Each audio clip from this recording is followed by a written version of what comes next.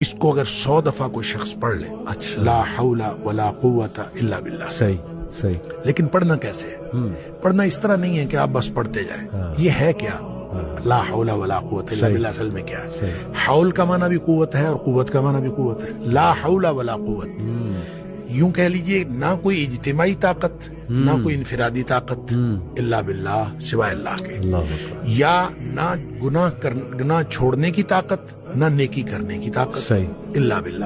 یعنی یا تو ایک کو پازیٹیو بنا لے، ایک کو نیگیٹو بنا لے، یا ایک کو اجتماعی یا ایک کو انفرادی. صحیح، اب اللہ کے سامنے اس کو اپنا مسئلہ سمجھ کے نا، اپنا جو بھی مسئلہ ہے وہ سوچے صحیح، اور سوچ کے اپنے اللہ کے سپرد کر دے.